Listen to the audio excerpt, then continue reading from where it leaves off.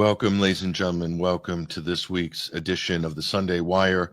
I'm your host, Patrick Henningsen. We're streaming out live on the Alternate Current Radio Network, also at 21stCenturyWire.com. Also streaming out right now live on X, Rumble, BitChute, YouTube, and also on Facebook as well, and also doing a beta test stream on Odyssey.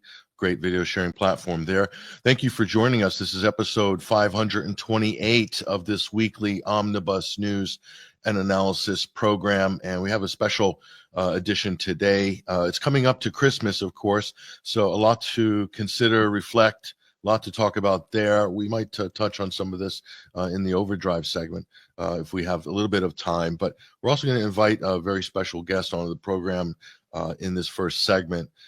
She is somebody who everybody knows very well, I'm sure, especially if you follow independent media.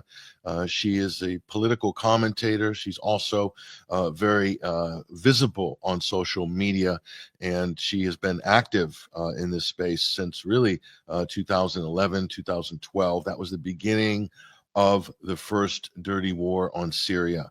And her name is Maram Susli, aka Syrian Girl. We're going to bring her onto the program now, and she's joining us on the live link. Syrian Girl, thank you very much for taking the time to join us on the Sunday Wire. Thanks, Patrick. Pleasure to be here. No, it's our pleasure. It's our pleasure indeed. And firstly, Christmas is just around the corner. I know you're probably busy. We really appreciate you giving us the time as well. Everybody is trying to get their shopping done and make last-minute arrangements and so forth for the break. Lots gone on in the world, and I really want to talk to you about especially what's happened over the last 2 weeks. It's been world-changing. That's not an exaggeration either, not hyperbole. What's happened in Syria. I mean, we've been discussing together on Spaces for the last over a year now what's happened in Gaza, the genocide in Gaza, and this was always on the back burner, Syrian Girl. It's always on the back burner, but it never quite went away. And then the unthinkable happened 2 weeks ago. And the, whatever you want to call them, they have many names, HTS, Al-Qaeda, the rebels, the moderate rebels, ISIS, the democratic reformers led by al-Jolani. We'll bring him up on screen in a moment. Somehow they managed to take power in Damascus, and what's transpired after that has been an absolute disaster on so many different levels for the country of Syria. Some people are even arguing, is there a country of Syria at the moment? I want to get your thoughts on all these things. First of all, thank you for joining us. Go ahead. Well, thank you so much for having me on. This is a scenario that I never thought possible, to be honest with you, even at the worst parts of the war in 2015. But when Aleppo fell so quickly, I felt like in the pit of my soul or my gut that this is seriously could result in our defeat. And I had never in the last 14 years felt that. And I've been trying to understand what's happened since that time. You know, I heard a lot of rumors flying around, like some sort of a coup or some sort of a mutiny. But I still haven't found any evidence to that effect. And also heard about the notion that the army just fled. I've heard multiple sources tell me that they were told to stand down. And even in Hama or Homs, where they were, I was told, you know, they had the defenses up, the barricades up, and the militants had stood no chance with the amount of reinforcements that they had. I was told that they were suddenly given the order to stand down. And the question is why and who. But the question of whether it was a mutiny or if it was a surrender, like, those things haven't been solved yet. But what we do know for absolutely sure is that these things happened in the background of Astana, where Turkey and Iran and Russia had some sort of ceasefire agreement that failed. And subsequently, we know that Russia and Iran wanted Bashar al-Assad to meet with Erdogan, and Bashar said he will only meet on the condition that Erdogan even informally agrees to pull troops out of Syria at some sort of stable frame. And Erdogan refused to do that. And I believe Syria was facing immense pressure at that point. 4 years of sanctions, you know, threats of invasion by Israel. 9 years of sanctions. 9 years of sanctions. I apologize. Heavy sanctions. You're absolutely right. The only reason I say 4 is because this is when the front lines sort of stalled, was that time. So it was a pressure cooker situation, and to be linked to what was happening in Gaza as well. And I feel like more so that this was sort of decided in Doha, right? This was not so much something that the soldiers, like a lot of people are trying to blame the Syrian military, the Syrian army, or the Syrian soldier, which I think, is just a way to punch down. Unfortunately, I heard Khomeini tweet or write that, oh, we can't fight for those who don't have the will to fight. The army had the will to fight. The soldiers are all disappointed that they didn't get to fight. And even the general of the 4th Division stayed home and shot himself in the head because he didn't want to know defeat. So this is an army that still wants to fight. So I think that it's sort of been used as the scapegoat to some sort of failure in negotiation or decision making from the top. And I just want to say that so far in the last 2 weeks, this is what I have understood. And I don't know the details yet enough to tell you, but it's look, at the end of the day, the Bosphorus is a very important choke point, and Erdogan controls it, unfortunately, which gave him a lot of leverage when it came to our allies.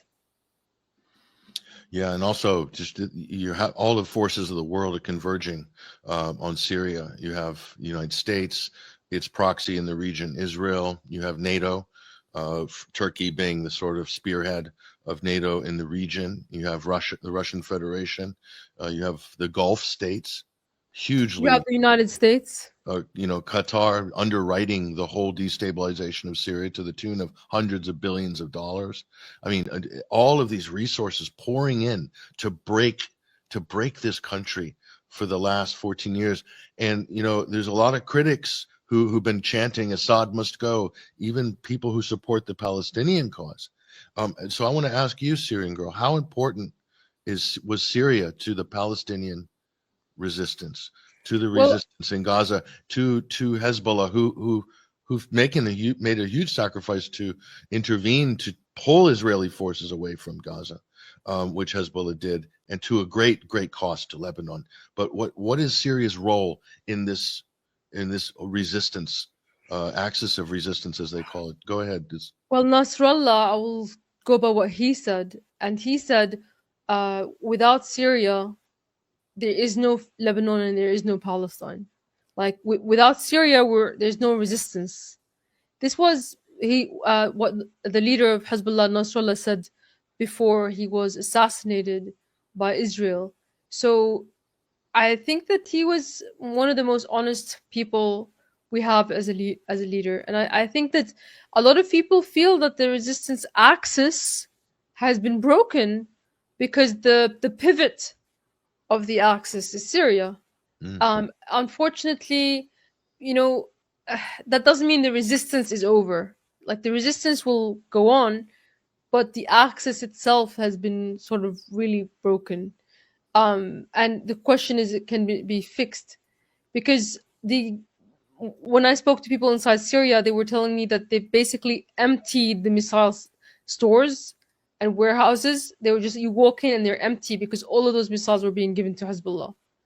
So, we also used to make the missiles ourselves in Syria and give them to Hezbollah. So it's going to be difficult for Hezbollah to rearm. And there's a reason why this was kind of coordinated between Israel and Turkey at the time. As soon as the ceasefire in Lebanon was finished, as soon as Syria was about to rearm Hezbollah, they come in and invade Syria from both sides. It's not a coincidence that this happened. Um, so it is unfortunate, yeah, and like when Aleppo fell as well, it would have meant that it would have to be destroyed all over again after people spent so many years trying to rebuild it, which in retrospect was naive because the war wasn't over, and maybe they were just trying to kind of kickstart the economy back because it was dead, like they needed some kind of a electroshock into the economy. But the point is that about the resistance, I look at Yemen and my hope is like there's a resurgence of hope in my heart because they're just doing it on their own. They're like they're just not they don't listen, they didn't need pressure to go forward, and nobody's gonna hold them back. They're firing those missiles and they're cutting off the supplies to Israel. And maybe even if there is a ceasefire reached in Gaza, maybe the Yemenis will non stop. So I really, really, I'm admiring them and I'm amazed at them. And it's a tragedy that Syria didn't get to take part as much in what was happening because we had an army. I mean, this army, if it wasn't for the terrorist forces invading us from the north and the US occupation in the east, like this army could have marched into the Jolan, it could have marched into Lebanon, it could have marched into Palestine. But we were undermined the whole time by a fifth column on the inside, which betrayed us to the Americans and the Israelis. And the head of that Hydra is Al Jolani. And you mentioned the coordination. It's impossible to look at this any other way. You look at Turkey clearly backing the occupying forces, Al Qaeda, HTS, in ISIS in Idlib, clearly getting support the whole time from Turkey. Turkey facilitated the invasion of Syria from 2011, as did Jordan, by the way. So two neighbors of Syria, basically like a vice grip, and providing open borders for foreign fighters being trained by, U.S., British military, French military on site in Turkey, in Jordan, using that as staging grounds to destabilize the country from 2011, plus the emergence of ISIS from the east, plus a nonstop Israeli airstrikes against Syria. In fact, in the last 12 months, am I wrong here? Over 200 airstrikes, 200 days of airstrikes from Israel against Syria in the last year. So and sanctions on top of that. And the U.S. occupation that held all our oil fields and our wheat. Mm-hmm. So you're really taking it from all sides, and it's even a strong country would have trouble withstanding that type of pressure. And Syria wasn't in a strong position financially, and had been degraded down to such a degree. And to our me, population is also very small in comparison to, like, we were only 20 million people. So over 14 years, we lost a lot of our population, and we like 170,000 casualties in the army, 170,000 dead. That doesn't even include injured. We had the manpower shortage, but our enemies had unlimited manpower because they were recruiting from all over the world.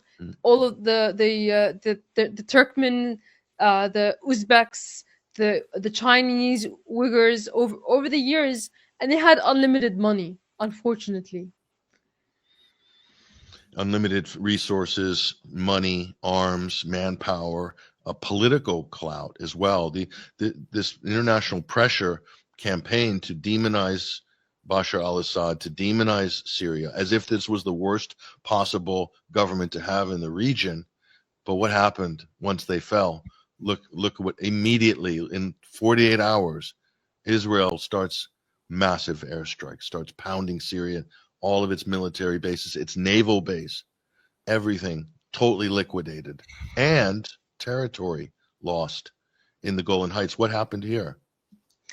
So, look, if people undermine their own army for over a decade and a half, while a creature as demonic as Israel, and I excuse my flowery language, but you know, I think the last 14 months or 12 months has shown the world the kind of enemy what we have to deal with here. And that kind of enemy, that bloodthirsty enemy, is at the gate. And you think that undermining your army is not going to result in them invading you. You have to be an imbecile, right? You have to be an absolute imbecile. And unfortunately, a lot of people that you may think are smart, that they may act smart, that they may talk like people, are actually not smart. And I've come to this horrible realization that maybe like 80% of the people in the world aren't smart. So, the Israelis, of course, they took advantage of the situation. And the problem is also, I would say, is that they played a psychological trick, which, if in Sun Tzu's Art of War, it says, if you know yourself and you know your enemy, you need not fear the result of 1,000 battles. But I feel like our leadership in the axis of resistance, not just in Syria but in Iran, like every across the board, do not seem to understand the nature of our enemy. So when the Syrian state, there was some documents that came out after the fall that showed that the Israelis were sending threats that of attack and invasion. They were bombing. They were doing airstrikes sporadically throughout the entire time, but they were sending a threat of invasion based on the notion that Iran is in the country and Hezbollah is in the country, right? But the minute that Hezbollah and Iran is pulled out of the country, is also the minute that they do the invasion. So it was just an excuse. And the reason that they didn't want Iran and Hezbollah in there is because they were preventing the invasion, right? So, like, if you really understand, and I for me, I would never fall for such a trick, because I understand my enemy, and I understand that my enemy is, especially Israel, does not want peace. It does not want peace.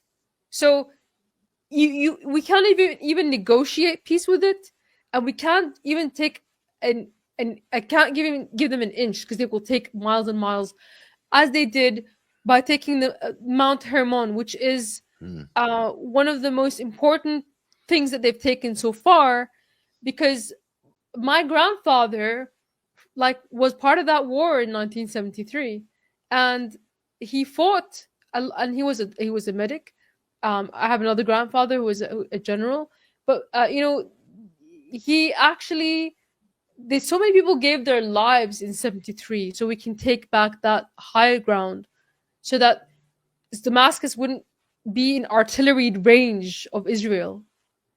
But they lost it without firing a shot, without firing a single shot, which is like anathema to the ethos of Syria, because we grew up on the legend of Yusuf al-Azmi, who, when the French invaded, took his men. He was a commander. He took his men and he told them, "We're going to go on a suicide mission, and we're going to attack the French invasion." Just so in the books of history it says that we didn't accept this invasion or this occupation. That it is written that we fought back, and he and all his men died for that cause. And his statue is in Damascus. And these scum who claim to be Syrian, like Jolani, who wasn't even born in Syria, was born in Saudi Arabia, and has no concept of what it means to be Syrian, because he wants to give citizenship rights to the Uzbeks and the Turkmens and the Chinese Uyghurs Syrian citizenship, because they fought for him, wouldn't fire a shot at Israel as it was invading. And these are the same people that criticize the Syrian government for not fighting against Israel. At least the Syrian government wasn't giving up land. At least we had an army to defend us. But these clowns haven't the brains to think of that, because they don't care about that. They don't care about the country. All they cared about is taking power, and uh, they don't care about Syria. They want the Islamic Ummah. So they don't believe in the concept of Syria itself. So they are traitors of the highest order, if they are Syrian at all. So unfortunately, this is a result of brainwashing by the likes of Al Jazeera, controlled by Qatar over the several decades. Should have been cut off. You know, that's our country is going to take generations to recover from this. And I wonder if I'll ever see like a shred of light of hope in my lifetime to liberate those territories again. And this it gets worse because Israel isn't done. Okay? It's still invading and it has its eyes on Sueda province. It's drawn its maps, and once it in order to get to Sueda, they're gonna have to commit a genocide in Daraa. Mm. And they've taken their first steps into Daraa. And There's nothing. There's thousands of Syrian more. Like there's already Syrians under occupation in the Jolan. Now there's thousands more under occupation, and nobody seems to care. Like nobody is thinking of them. It's like they're not even Syrian anymore. They're celebrating in Damascus, talking about how they're going to organize the government while Israel is taking more and more territory and people are waking up to Israeli tanks under Israeli occupation. And we know how that ends up, right? We know. And people are so like, I don't think they believe this. I think they're gaslighting us, claiming that, oh, Israel is just going to withdraw. For what? never. Never. Where Without bloodshed. Where has Not Israel without ever bloodshed. voluntarily withdrawn from any territory that it's taken? It would involve a lot of fighting and a lot of war. And again, they're saying they need a buffer zone. So it seems like a few years ago, the Greater Israel Project, to mention that, you'd get shouted down as a conspiracy theorist.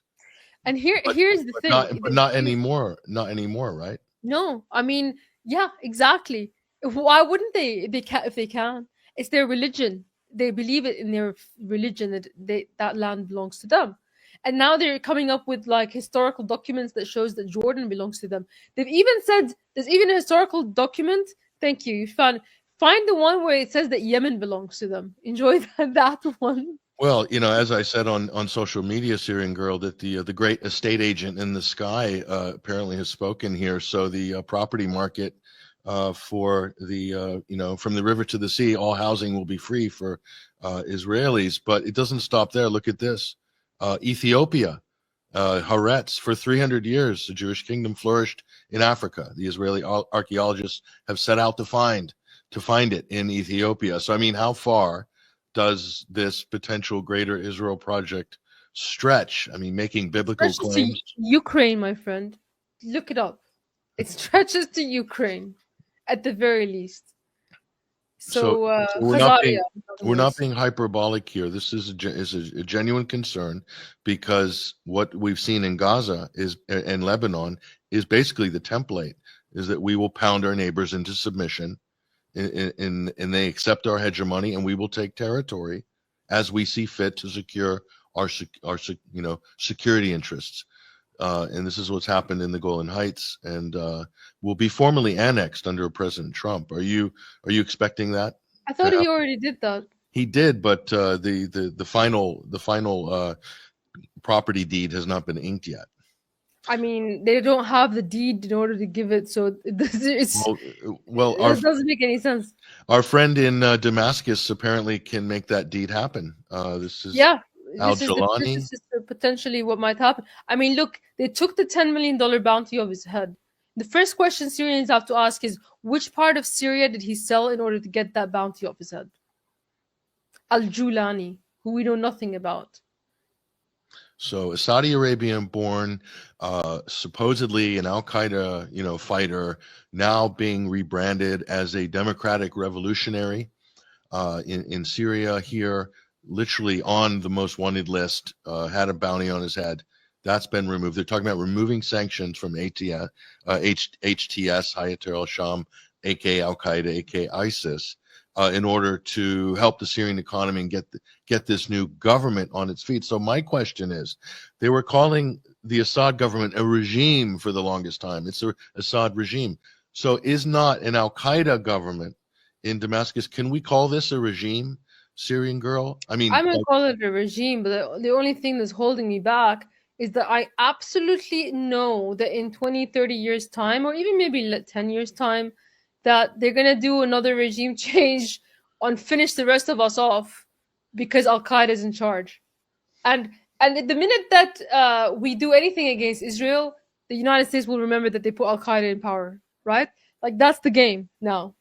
so so I mean, look, no, but it's at the moment they have no value, right? This regime of Jolani has no value to Syria, and so if it was destroyed, nothing would be lost because it has no army, it has no navy, it has no missile defenses of any kind. It's just a rat army of Turkic hordes, Turkish Mongolian hordes, essentially, and they kept nibbling and nibbling and nibbling at Syria over 14 years in order to cause the collapse. But here's the thing that boggles my mind, and it is the moment where I concluded that these people have absolutely zero value is when Jolani came out and said, "I'm not going to attack Israel at all," during an active invasion. And these same imbeciles come out and say, "Well, what do you expect him to do? It's only been one day that he's in power. Do you really think they should launch an attack on Israel now? Like, didn't you just launch an attack on Syria? Mm. Like, weren't you just defeating the Syrian army with its tanks and its like MLRs and its aircrafts and its allies? Like, weren't you just marching to your death as like Russian jets were bombarding you? That was worth killing yourselves over, right? But an active Israeli invasion is where, oh well, no, that would be suicide. That's when suddenly it's suicide and it's not martyrdom for the sake of God. So that's it's just hysterical. Look at Hamas. Okay, they're fighting the Israeli invasion. Look at Hezbollah. They're fighting it. They fought. They weren't an army. They were a militia. Look at Yemen. They're fighting. But these people are like, oh, well, we don't have an army. Look, you have nothing to lose at this point because the Israelis have already bombed all of Syria's defenses. If they wanted to, they can genocide all of us right now, and there would be nothing to stop them. So the least you can do is put up some resistance to stop the invasion. The Israelis actually slowed down some of their invasion because they met with some local resistance from the local population on the border. And that was enough to stop them. But these HTS sons of bitches in Damascus don't think to do anything like that.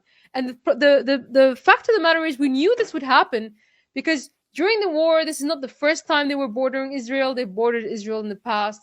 Israel gave them guns, they gave them medical treatment, and there's photographs of them hanging out with Israel. So Netanyahu even visited them in their hospital beds and tucked them in and kissed them goodnight. So what did we expect from these scumbags? This is exactly what we expected. Worse, in fact. I at least thought that maybe Al-Qaeda would try to pretend to not be the CIA, but no. No, I mean, there's no argument now as to what they are, what their function is, how they become an instrument, a tool of the U.S., of Israel, of the Western powers in general, of the Gulf states, and their interests. So there should be no debate by now because the actions speak louder than words, and there's been total inaction by this new sort of black flag government in Damascus. It's almost as if, I want to get your opinion on this, they could be completely disposable to the powers that put them into place. They've served their function. They managed to achieve regime change, to take away Syria's independence in the region, to help liquidate Syria's military. They've done that. They've performed that role. What's to stop the powers that be that put them in power from basically exterminating them or getting rid of them at some point in the near future? That's a possibility. Have you thought about that? I think they haven't done enough damage yet. I think that the U.S. intends to use them as an excuse to balkanize the country, okay? Mm-hmm. And ironically, to protect the minorities, because when this previous government was in power and they were protecting minorities, that was a minority government and the majority Sunni population needs to take over. I say that as a Sunni myself, but that was the narrative, right? But now that Al Qaeda is in control of the country, the narrative is going to flip, and the US is going to, and Israel, by the way, is already doing it. Like, Israel always jumps the gun because they don't care about being believable. So they've already said, we have to protect the Druze minority. So they're already seeding that in as their reasoning for the land grab and the genocide.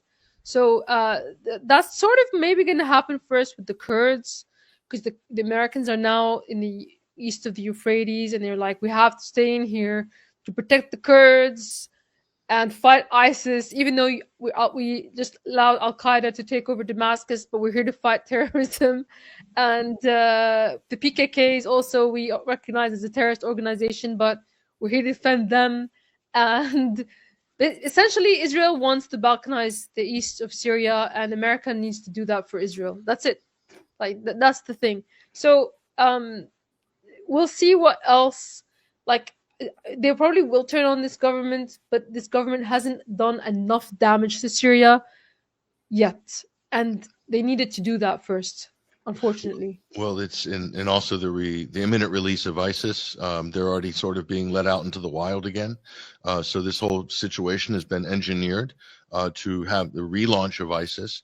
So, and this is really with the U.S. backing this whole situation. I say backing the situation, that the U.S. is making this happen very clearly. And so they're using this in Washington right now as the rally cry that we need to up our troop presence in Syria. We need to mobilize more in Syria to fight ISIS. We can't allow ISIS to stop. We don't mind Al Qaeda. We don't mind the black flag flying over Damascus. We don't mind prescribed terrorist organizations taking over an entire country. Like Ahrar al-Sham, for example. But ISIS, we need to reoccupy the Middle East because of ISIS. So they're moving into Iraq, and now calls to disband the Hashd al-Shabi.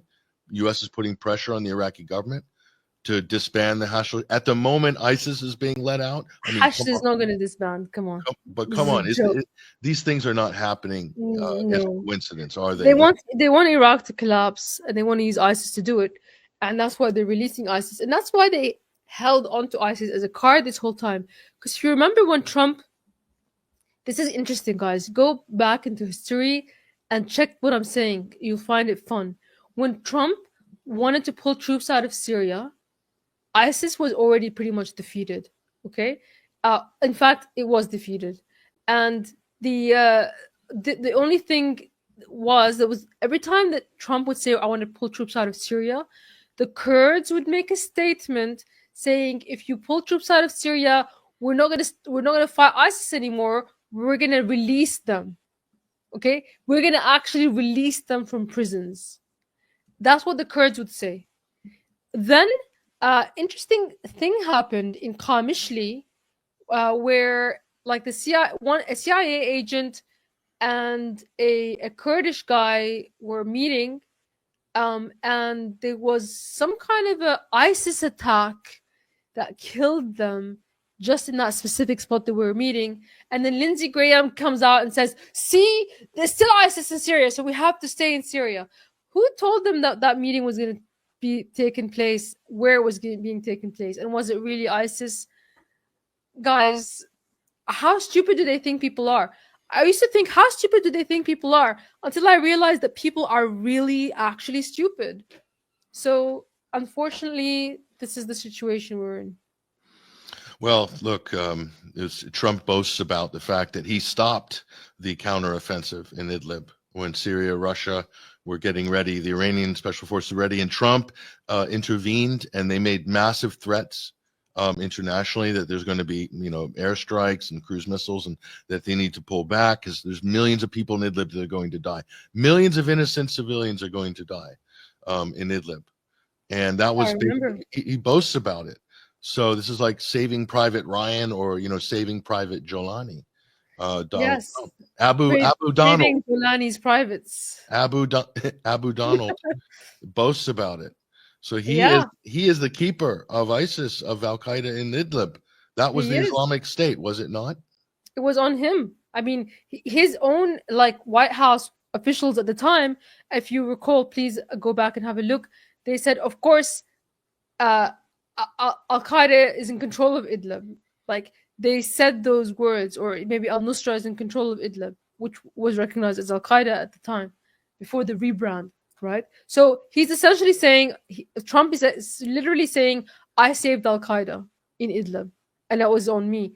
But he also took credit for the vaccine, lest we forget, and Yeah. the whole COVID reaction. Like, people want to be all full of hopium and copium about Trump, but you gotta be real. You have to realize that he's one of them. He's not one of us. Well, look, He's, just to put some meat on the bones of what we're saying, because I know there's people probably watching this saying, look at these two ragging on Trump. How dare they? They're making unfair accusations about Trump. He wasn't protecting Al Qaeda in Idlib. That's basically the pushback you're going to get on this. But actually, I do have the clip from the speech that Trump gave, and I think this was probably around 2019, if I'm not mistaken. But the time he's talking about was in 2018. There was a counteroffensive ready to retake, as you said. yes. Lindsey Graham began throwing public temper tantrums. I just looked at the reaction from the establishment, thinking they must really be stressed out about the prospect of Idlib being liberated from these maniacs, these Al Qaeda HTS maniacs. Why do the U.S. and the British and everyone else in NATO so intent on saving this? Let's look at this this clip here. And Syria is a mess. And I was responsible, and I hope it stays that way, when I put out on social media a few weeks ago about Idlib province. I said, don't do it. I'll tell you, it happened where I was at a meeting with a lot of supporters, and a woman stood up and she said, there's a province in Syria with 3 million people. Right now, the Iranians, the Russians, and the Syrians are surrounding that province. And they're going to kill my sister, and they're going to kill millions of people in order to get rid of 25,000 or 35,000 terrorists or enemies of theirs, but I think we can call them terrorists. And I said, that's not going to happen. I didn't hear of Idlib province. And I came back to New York, and I picked up the failing New York Times. I hate to admit it was the New York Times, but it was the failing New York Times. And I opened it up, not on the front page, but there was a very big story. I said, wow, that's the same story that the woman told me that I found hard to believe, because how would anyone do that with 3 million people?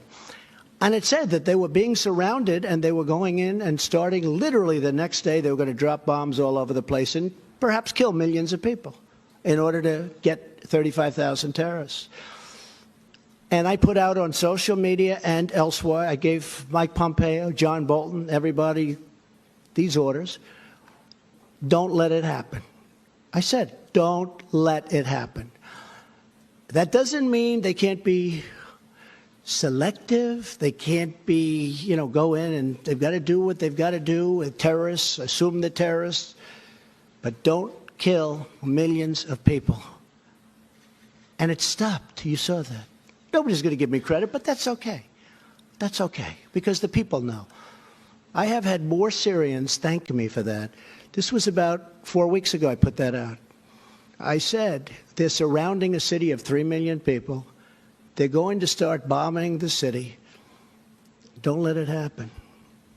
And I meant it, too. I meant it. And millions of people have been saved.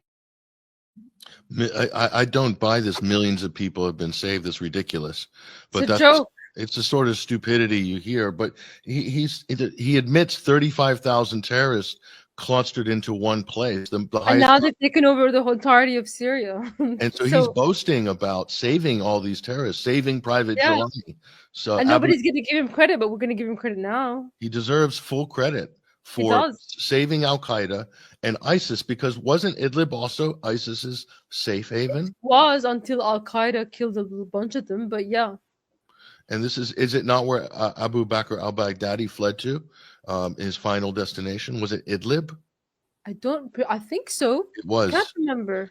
Yeah, But Al-Jolani was ISIS up until we became Al-Qaeda. that's right. So it So was ISIS. So sorry, go ahead. so just to round this up, so Donald Trump seems to be a soft touch between someone sticking a New York Times propaganda piece in front of him to his daughter Ivanka with the Khan Shahun or the Duma chemical attack saying, "Oh, Daddy, do something about this," and he orders an Beautiful airstrike. babies. Or the dead ducks at the Skripal incident in Salisbury, and Avril Haines, I think, was the CIA director, whoever, showing these pictures of dead ducks on the creek side, and oh my gosh, this is terrible. More sanctions against Russia, expel the diplomats. So it's like Trump seems to be the ideal person that the deep state can pressure. But he doesn't feel the same way about Gaza. Like in Idlib province, the Syrian border was bordering Turkey. So if the offensive began, the civilians would be able to take refuge in Turkey during the offensive. Just when the Lebanon offensive happened and Israel was bombing Lebanon, Syria opened its borders to millions of Lebanese refugees, right? The same thing would have happened with Turkey. The Turks would have had to let the refugees in while the Idlib offensive was happening. In Gaza, the civilians had absolutely nowhere to go. So the Israelis were specifically targeting the civilians. So there's 2 million people in Gaza. Was he going to say anything along the lines of, they were going to kill a few thousand Hamas, but they were going to kill 2 million people along the way? Was he going to say that about Gaza? No, he doesn't say that about Gaza. But in a completely different situation where the Syrian military would specifically target Al-Qaeda, would minimize civilian casualties, unlike the Israelis, which are committing a genocide and have been accused of such by the United Nations because they've explicitly stated their intent to commit genocide. Completely, but he's okay with that. Okay, he doesn't say anything against that. It just really highlight that clip highlights his hypocrisy on multiple levels. On one, that he supports terrorism, and on the other, he's a complete hypocrite when it comes to Israel's actions. Yeah, and the rest speaks for itself. If we see a spate of terror attacks in Europe from some of these HTS Al-Qaeda miscreants, that's really a result of that policy decision under Donald Trump in 2018. Pure and simple. You got to own it. If you come out and publicly boast about it, you've got to own it. That's what I think. But his supporters will constantly say, "Well, that's not what Donald meant," and they'll give you this trust the plan post hoc analysis on it, trying to sort of patch over and smooth over. Oh, that's not what he meant. That's not what he meant. But that's exactly what he did. Exactly. The situation now and anything negative that sprouts from it should be laid at the feet of Donald Trump. I mean, I know that it's not him alone. It's the CIA, the deep state, Israel. He wants the credit. He wants the credit. Exactly. See, he's kind of. What Israel wants is what U.S. policy will be in the region. It's as simple as that. So if we want to know where the U.S. is going, we need to know what Israel wants. Precisely. And what does Israel want? Does Israel want to have a path to Iraqi Kurdistan so that it can confront Iran on its own borders? Is that what Israel wants? That's what the map shows. It shows like they'll take over the south of Syria and then cut across the border and divide Syria and Iraq, and then connect up with the east of the Euphrates, where the Druze are, even though the majority of people east of the Euphrates are actually not Druze. So it's gonna be pretty hard for them to do it. But essentially, they want Americans to die in Syria so that they can cut up Syria. Like, that's it. That is what they need Americans to do, and the Americans are more than willing to do that for them, even if it means going up against Turkey, their ally in NATO. Well, which is not in America's interest. But they don't have to go directly. How are the Kurds being used in this situation? Because without the U.S. using the Kurds, we wouldn't be in this whole predicament to begin with. Isn't that one of the things that helped to destabilize the situation in Syria? If the Americans weren't helping the Kurds, then the Kurds would simply make a deal with what was the Syrian government, right? And would have a unified country, or they would make a deal with HTS. And interestingly, Tulsi Gabbard pointed this out at the time, that if the Americans weren't in charge, the Kurds would simply make a deal with the Syrian government, and then Turkey would have no reason to invade. right? Because the threat would be neutralized. Yep. Now she's kind of a rabid Zionist, unfortunately, but she was right then. And the point of the matter is that the American being there is causing danger to the Kurds, because the Kurds and the militias of the PKK are not the same thing. There's Kurdish people, and then there's the communist PKK that follows the Bookchin's ideology. This guy, this anarcho-communist Jewish guy called Bookchin. He wrote a book. The Kurds follow that book. Something to do with agriculture and. Yeah, it's a collectivist, like you said, self-governing type of anarcho-communist ideology. And that's Rojava. They wanted to create this Kurdish utopia, socialist utopia. And Rojava, by the way, means west. It's just the Kurdish word for west, which isn't very inventive. Yeah, and so important to distinguish the difference between the Kurds settling in Syria and those in northern Iraqi Kurdistan, more sort of conservative, tribal, the Barzani-led Iraqi Kurdistan. It's the Turks are not so upset about the Kurds in Iraq. They're more upset about the Kurds in Syria because they follow that communist PKK ideology, which means that they want to take Turkish territory and make that into Kurdistan as well. And this was for Syria also an important counter for Turkey, because Turkey also has occupied Syrian territory since the 1900s in Antakya, in Hatay province. So the difference between basically Syria has the curse of very bad neighbors. We have the Turks to the north, the Israelis to the south, and the Jordanians, and all of the Gulf Arab GCC types. So we've been cursed with bad neighbors. But the Turks took our piece of our land called Hatay province in 1900. The occupation is ongoing. The Syrian state has never recognized that legitimacy of that occupation. And I'm sure that Jolani will now, after 100 years, betray the country to Turkey in that way. And the people in Hatay province, they still speak Arabic, by the way. They don't speak Turkish. They're Syrian people. So that, I'm sure he's going to betray the country that way and give away our territory and recognize their occupation and its legitimacy, which the previous government never has. And I just thought about that, which sickens me to my core. But the only difference between the Turks and the Israelis really is that when the Israelis come in, they kill everybody that isn't Jewish. It's an extermination. It's an ethnic cleansing. It's not a colonial project in that sense, because you might say that Turkey is a colonial project because it wants to take over the land and call it Turkey and force everybody to accept the Turkish identity. But the Israelis literally want to just kill us all like cancer. So that's a slight difference. Yeah, so clearly Turkey's trying to reestablish its Ottoman-type influence, leading the region, taking the sort of preeminent Islamic position over from Saudi Arabia in the Middle East. But one must not forget that Turkey recognizes the state of Israel. Erdogan went to the funeral of the founder of Zionism, not the funeral, the memorial. So we're talking about Turkey is a Zionist country. It's one of the first countries that recognized Israel. All of this crap about caring about Gaza, Erdogan hasn't lifted a finger to do anything about Gaza. In fact, he's still selling oil to Israel.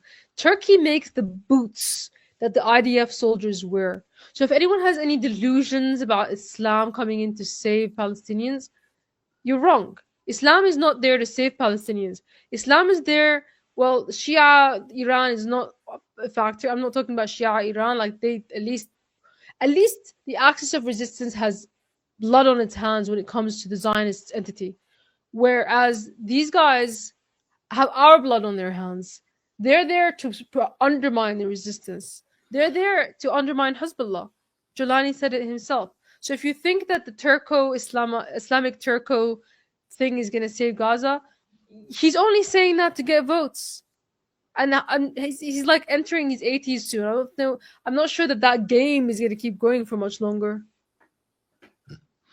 Anyway, it's a tragedy all around.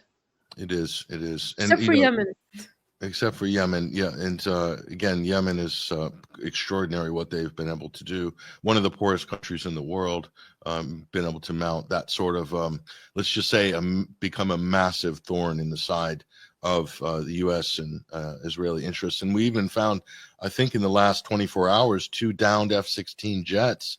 The U.S. are claiming was friendly fire, but I somehow don't think so. What an embarrassment that would be if 2 U.S. jets were shot down by Ansar Allah, by the Houthis. Friendly fire in what way? Like, who are they firing at? It's Never not like happened before. It's not like the Houthis have an air force, so it's just a ridiculous claim that it's friendly fire, and they do this every time. You know how many times they friendly fired us in Syria, claiming that Israel, like an Israeli jet was shot down over Syria, was a friendly fire, or one of my other favorites, an engine malfunction. Yeah. Come on, they only let us have one because the burnt remains of the pilots were so charred that they couldn't say anything. Yeah, or a training accident. That's the other one. Yeah. Training accident. Yes, the old training accident trick. So let's we got a couple minutes left, and I appreciate your time, of course. Just looking at the information war, and there is so much disinformation. We can see the propaganda, all the Sidnaya prison stuff that they're desperate to make this case that there were massive, concentration camps or prisons in Syria. And in a way, why are they doing this?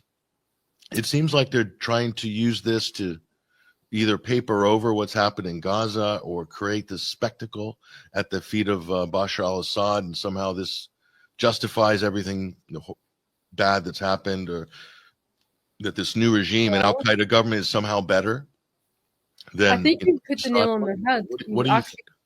Multiple things. You've hit the nail on the head.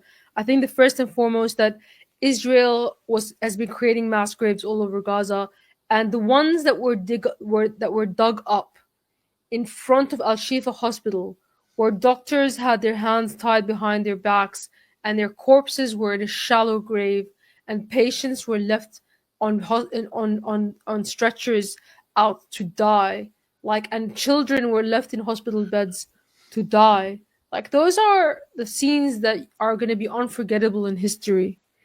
So they need another mass grave in the region, right? They need another because all this time the Israelis have been trying to whataboutism. We're not the only ones that do genocide. Look over there. Look at Assad. They've been doing this constantly. And stupid people that are actually pro-Palestinian go along with this. They go along with this attempt to make it equal. There's a reason why Israel is at the UN accused of genocide and Syria isn't. Okay? There's a reason. And that's because the Israelis have shown there's not only intent but evidence of that. So they've come up with, if you remember, years ago, Amnesty International came out with a report based on an estimate from chimney stacks that 13,000 people were hung in Saydnaya. Okay? Then weeks prior to and please guys, I have this somewhere. I'm going to have to write this somehow as a historical document. But then before they even went into Saydnaya, they said there's going to be 150,000 prisoners in Saydnaya. When they went in, they found 4,000. So they're like, okay, that means that 150,000 are dead in a mass grave. That was the sequence of events. And also there was a story in there about the bodies being melted in acid and burnt in ovens as well. It's another shoha. The shoha must go on. Yeah, another show. I mean, that would be the size of bigger than any of the largest football stadiums in the world. 150,000 people in a small building like that. But it seems like they're really intent. They're really piling it on. But they said there was secret underground sections of the prison. Remember, while Israel was invading, they were on the hunt for these invisible things that never materialized, kind of like the Hamas command and control center under Al-Shifa Hospital. Even the white helmets went in to do an inspection and said that they can't find evidence of of thousands of. I mean, even the white helmets have debunked it. I mean, that's extraordinary in itself. But so you've got also And by the way, like these are the same people that are still assassinating people and cutting off people's heads in the streets, and they're worried about a prison with 4,000 people. A lot of them were murderers in that prison, and they came up with this. Oh, there was a child in Sednaya prison. Women were getting raped. All of this crap. Like for even the German press, DW debunked that because they said the child. There was no evidence that the child was actually in the prison. It's the child was there. It could have come in with the people that were trying to find the prisoners, and also there's no evidence of rape. And also, even in the U.S. prisons, mothers are allowed to like keep their babies in prison with them as toddlers for the first few years of their. So that's like seen as a kindness. But anyway, it's another show, huh? And yeah, if it was so bad, why would CNN need to do fake news segments to sort of ham up the whole narrative? And also, Assad has butchered 600,000 of his own people. It went up from 500 to 600,000 just in the last couple of weeks. But that includes, even by the SOHR, like the Syrian Observatory for Human Rights, that includes in that number Syrian soldiers. Like 170 of them. People killed by Al Qaeda and ISIS are included in that death toll. Yeah. So it's ridiculous. But that's and it includes the militias, the militias themselves. Like the other biggest number that they put in there is 100,000 of the militiamen, and probably there was only 100,000 because 70 of those thousand are listed as like. There's been evidence that they've been listed as civilian deaths when they're actually men of fighting age that were fighting. So anyway, they'll say, and when you make this argument, they'll say, well, it's Assad's fault that the war happened, so he's responsible for all the dead Syrian Arab Army soldiers. He killed them effectively by being an evil dictator. It's the same. Yeah, go ahead. Sorry. Just to interrupt, I've seen the numbers from the UN claim that the number of children that died in Syria over 14 years of war is now much less than the number of children that have died in Gaza in the last 12 months. Much less. Yes. Yeah. So, 12 years of war, less children have died than in Gaza in 12 months. And they want to compare the two conflicts and say that he killed 500,000 civilians. What a joke. Yeah. But people just throw a number out there. But in the same way, the farce of it all is the same sort of logic. You see people saying that all of the people who've died in Gaza, it's Hamas's fault. They're responsible for all. That's the Israeli line, that Hamas is responsible for all of the deaths in Gaza. And yes. It wouldn't have happened if not for, we're just doing our compassionate bombing runs, says the IDF, to get rid of terrorists, and there's people in the way, and that's because they're all human shields. Every baker, every candlestick maker is a human shield. So are the hostages or prisoners of war, apparently. Yeah. So you're right. That's the narrative. Like, again, the Israelis were arming the terrorists. They were arming Al Qaeda. They admit this. So I can bring up the Jerusalem Post article, but it's on my page. I should really archive these things so people can have easy access to them. But essentially, they armed them. So how can only one side be responsible for the entire death toll? It's a joke. It's a joke. So, Syrian Girl, just, in retrospect, you've been fighting this information war. Here's I'll put this for posterity's sake. The Daily Mail running a feature on you. I think this was in 2014. But so you took up this mission, this cause, so many years ago, and you've really been fighting this fight in the media and the information wars for so long. Gotten attacked by pretty much everybody, mainstream press, organizations, been put on all sorts of lists. And you've really sacrificed a lot to play this role. And you're just in your mid-20s, I would imagine, when you started doing this. And did you have any idea this would become like your life's pursuit? Because it became a full-time job, didn't it? In honesty, I had a feeling before it even began. I don't know why, but I had this intense feeling like a year or two before it even began. Um, and it only materialized later, but I was like, I knew that, I don't know, it's hard to describe, but I would say that I didn't sacrifice as much as soldiers who are maimed, who are dead, children who are maimed and dead. You know, people gave up their lives for this cause. And look at Gaza. I mean, my sacrifice is nothing in comparison. And it is regrettable that at least I thought that I'd saved Syria. And so all of those sacrifices were for something.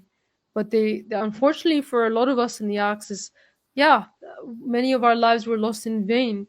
And but I wouldn't do anything differently at all. I regret nothing. I was right about everything I was worried about, and I fought for my nation in the only way that I knew how to, in the only way that I could. And that, if I die today, I would be happy with my life. And this one of the, you said this is one of the things you warned about for years. You're saying if Syria falls, this basically is, there would be nothing to restrain Israel. And you know, you made that point in many different ways over the years, as have your colleagues. Our colleagues have been warning about this, and everyone's shouting, Assad must go. Assad needs to go. The evil Bashar al-Assad. And we were saying, whoa, wait a minute. Do you realize you're playing into the hands of a U.S. agenda, of a Turkish agenda, of an Israeli agenda? Because Syria let's face it, Syria is a massive problem for hegemonic powers. Has been for decades. My only regret is that Syria didn't take Israel on its way out. We owed that to the Palestinians, I think. Hopefully, they'll, like, for now, I think, yeah, like, the resistance is going to be dead for a while. But they named, you know, Phoenicia, they used to call us, like, the legend of the Phoenix was associated with us. So we're going to rise again from the ash, hopefully. Yeah. I wouldn't say the story's far from over. And as Syrians and people in the Levant will tell you, that they look on a much longer timeline when they're evaluating the procession of empires and epics and time. Yes, that's true. You just have to go to Tedmore and Palmyra to get a full understanding of how long that timeline is. 6,000 years long, and many civilizations in the interim. So this could be a blip on the radar, another crusade. Was it Oscar Wilde that said that, correct me if it wasn't Oscar Wilde, but was it not he that said that Damascus measures time not in years, but in the fall and rise of empires? Like, it's a kind of immortality. Mm-hmm. So, and also, unfortunately, I would have preferred to see it in my lifetime. That's the thing that you mourn the most. And what is in danger of being lost right now? I mean, you have basically a theocratic terrorist organizations taken over a very rich pluralistic country with incredible strands of religious history and tradition, culture. How much of this is in danger of being lost by allowing this type of a junta or a regime to take power? What are your thoughts on that? Well, I said that we were fighting for Syria's soul because, you know, what they want to do is they want to take over our land and literally replace our people. So it's not so much that they're going to indoctrinate us with the ideas of like like pan-Turkic ideology or Islamist ideology. They literally want to replace us because they feel that they are entitled to our land by virtue of their religion, whether that be Jewish or Wahhabi, you know? And people will say, well, Iran helped Syria. Yeah, but Iran wasn't going to live in Syria. Like, the soldiers weren't going to stay. They were there to help, and they weren't going to claim Syrian identity. But these guys are. Like, they literally, Jolani is going to give citizenship to thousands upon thousands of miscellaneous foreign fighters. And they're basically the same as Israel without as much of the genocide, because they're only genociding minorities. They're only ethnically cleansing minorities. So far, not as much as they did in 2016. Hopefully, it will stay that way, but we'll see. So, it's like the Syria that I was born into has gone, and maybe the Syria of antiquity will remain. But the Syria that was friends with North Korea, that had a good alliance with Russia and Iran, and had a good was a bulwark against U.S. hegemony, supported the Iraqi resistance during the U.S. invasion, supported anti-imperialist causes and connected with anti-imperialist causes. Like that Syria is gone, and it's not just going to hurt Syria. It's not going to just hurt the Axis. It's going to hurt Russia, and it's going to hurt China. It's going to hurt anyone that's against U.S. hegemony. Unfortunately, I think the level at which it's going to hurt hasn't even been revealed itself yet. So a lot has been lost, and people will try to diminish that. But I live in reality, and what I've heard from people is God will provide. God will provide, but God helps those who help themselves, and we have to be learning from our mistakes. So, but don't discount us yet, because there is a chance for a counter-revolution. Unfortunately, we don't have the same capabilities that the army used to have, but there's still a chance for a counter-revolution. Hopefully, it doesn't end with balkanizing the country, and it doesn't end with our enemies taking advantage. But our enemies are taking advantage now anyway. They're getting everything they want without a shot fired, so that argument is nullified. And I'm going to put this tweet up, which you tweeted up a couple of days ago, which I found to be quite moving and profound. I'm going to read it here. This is an image. My name is Maram Susli. The last name is of Turkish origin, Susliu, which means fancy. My great-grandfather was a fez-wearing Ottoman Turk. Nevertheless, I am a Syrian, a Sunni Muslim born and raised in the heart of Damascus. I have no loyalty above that of Syria. I have more in common cause with Syrian minorities than I do Sunnis, Salafists, and people from Central Asia, you saying. The former are my brethren, the latter, with their hateful sectarianism, Muslim Zionism, do not represent me. And so who is this image? That's my great-grandpa. That's your great-grandpa. Wow. Yes. My grandfather's father, on my father's side. It's a very strong statement you made. You got quite a reaction from social media when you did post this, and I think also it gave people a little bit of a look, into you and where your sort of very deep historical, family, and emotional roots into the region. That the region's history is your history. Is your family's history. It's every Syrian. Syrians are so deeply invested in this back generations and generations, and to see what's happened, in the last couple of weeks, and how this may transform, what the country was, what the culture was, what society was, is certainly something, a cause for pause and reflection. But I found to be an incredible post. One of the most powerful things that you've tweeted. Really, I appreciate that. On social media, yeah, and had a really, I think, a riveting effect on a lot of people. Certainly, really? the reaction to it, if you look at the comments and things like that. I'll have to look back. I didn't check. I mean, one of the comments I saw was someone saying, "What about Australia?" Because I live in Australia, and I believe I replied to him that Australia is like an adoptive mother, but Syria is a biological mother, and she was my mother first. So of course she's going to be above any other loyalty.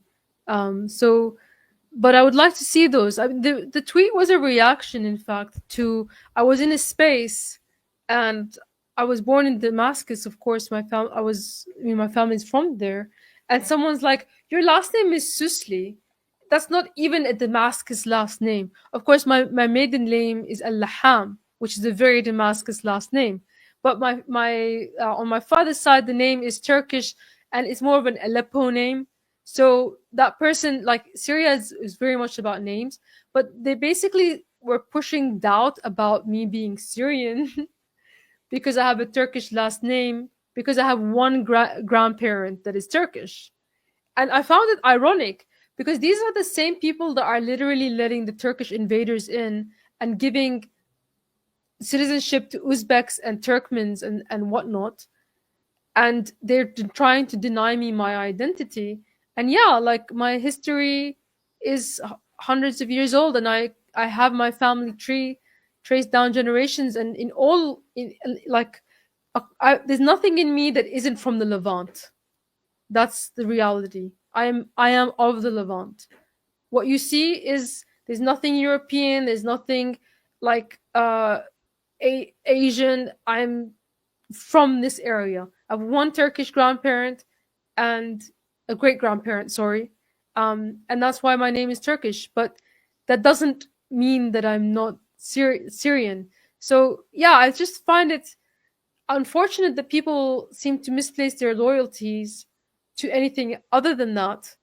Um, and when I say that, when I say Syria, I include Palestine and Lebanon in that Syria, in that Levant brethren, because we're historically Aramaic speakers and we have a unique culture that's being exterminated. I mean, I think it's time that we have to claim our uniqueness because we're kind of been, we are Turkish from this end and during the Ottomans, and we are Iraqi from that end. Oh, it's not Iraqi, sorry, we're Arab. I'm thinking of Iraq as being part of the Levant. That's why Iraq came to my mind. But we're Arabized and we're Arab. No, like we are the people that are currently suffering occupation. 3 countries: Palestine, Lebanon, and Syria. And we're the ones whose culture is being stolen and whose, for some reason, everybody's grubby little hands want to take our land. So, and steal our culture and replace us. So I just feel like we have to, if anyone has to declare an ethnicity and an identity that's unique, it's the people that whose identity and ethnicity is being exterminated. And that's why I made that post. But I hope, I'm glad you liked it. I'll have to look back at the comments. Yeah. I usually assume that all the comments are negative, so I'll have to look back. No, not all of them. Quite a few positive ones, especially there. But it's great. It's great to get that kind of insight about your background as well. A lot of people see you, and you're very controversial on social media. You're very active, and you're out there fighting on the front lines of the information war. And they don't often really get to see or understand, a little bit about where you come from and why you're fighting this fight in the information war, and what are the values behind that? What are the beliefs and the feelings, the emotions behind that? So it's I think it's great, and you've reminded people of that.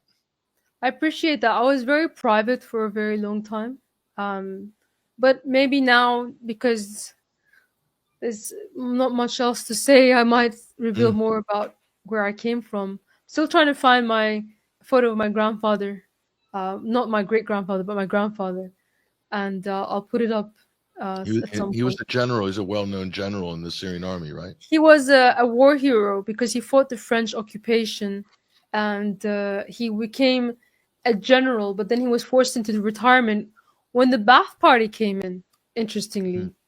Yeah, and my family were landowners, but the Ba'ath Party came in and confiscated all the land. So we kind of really took a step back in terms of how much power and influence we had because of the Ba'ath Party.